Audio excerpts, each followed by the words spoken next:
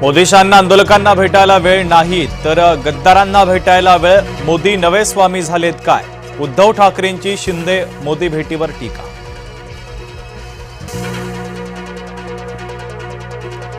एकनाथ शिंदे आज रात्री पुन्हा दिल्लीला जाणार। भाजपच्या वरिष्ठ नेतृत्वाची पुन्हा भेट घेणार असल्याची सूत्रांची माहिती। महारक्तदान शिबिराला देखील उपस्थित राहणार।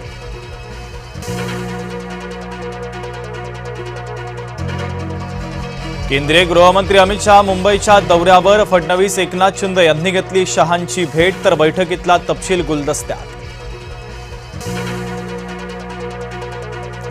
नव्या संधी येतील त्यासोबत आव्हान देखील येतील। जो शिकेल तोच जिंकेल। मोदींकडनं IIT दिल्लीतील विद्यार्थ्यांना मार्गदर्शन। मुंबई गोवा महामार्गासंदर्भात आढावा बैठक। मंत्री आदिती तटकरे अधिकाऱ्यांवर संतापल्या। खड्डे भरायला पेवर ब्लॉकचा वापर केल्यानं संताप।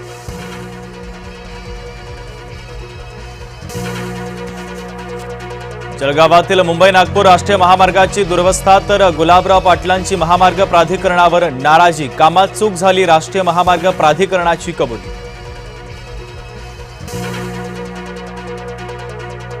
नाशिक महानगरपालिकेच्या सभेत गदारोळ। खड्ड्यांच्या मुद्द्यावरून विरोधक आक्रमक। महासभेत गोंधळ।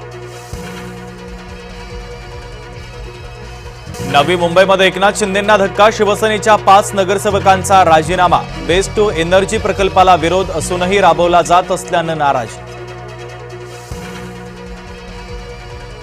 सिद्धिविनायक मंदिर कथित देणगी घोटाळ्याच्या चौकशीचे आदेश। गेल्या 5 वर्षातील देणगी संकलनाच्या तपासणीचे मुख्यमंत्र्यांचे आदेश।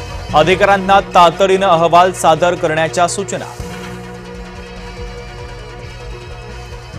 ढोल वाजवणे संजय राऊतांचं काम। रामदास कदम यांचा संजय राऊतांना टोला। माझ्यापेक्षा ठाकरे कुठं जाणार ते पहा, कदमांची टीका। मराठा समाजाला देखील उपवर्गीकरणाच्या द्वारे आरक्षण दिलं जाऊ शकतं। राज्य सरकारचा हायकोर्टात युक्तिवाद। 10% मराठा आरक्षणावर सुनावणी।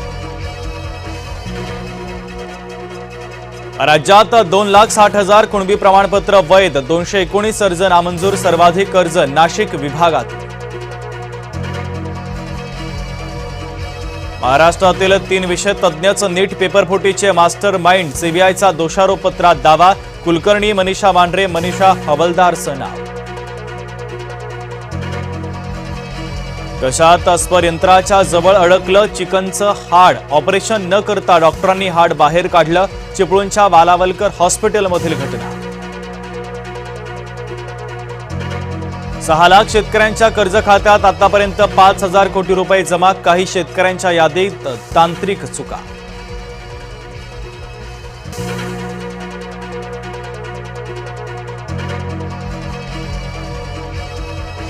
डहाणूत बालिकेवरील अत्याचार आणि हत्या प्रकरण। आरोपीला मरेपर्यंत फाशी। आदिवासी पाड्यावर 2021 मध्ये घडली होती घटना।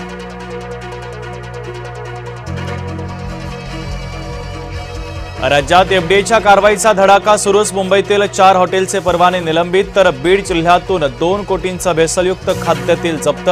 धुळ्यात अनुदानित आश्रमशाळेत देखील अन्नाचे नमुने जप्त। मुंबईत पावसाची विश्रांती, उकाड्यामध्ये वाढ। मध्य महाराष्ट्र मराठवाड्यात वादळी पावसाचा अंदाज। जळगावच्या सराफा